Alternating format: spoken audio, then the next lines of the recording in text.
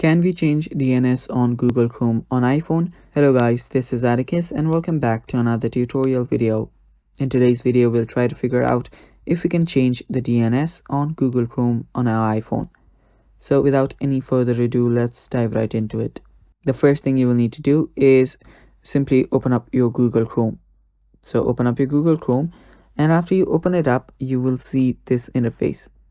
Now what you can do right here is tap on your profile icon on the top right.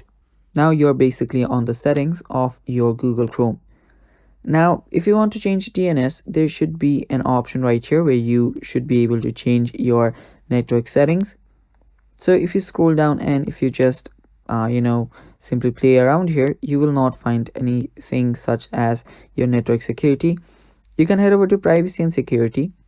And after you're on your privacy and security, you can scroll down and you can check your settings out, but you still won't find anything.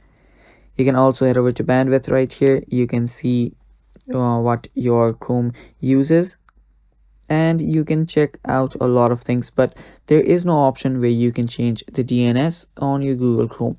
So I hope this answers your question, guys, and that is basically all for the video too. Thanks for watching. Stay tuned for more, and bye bye.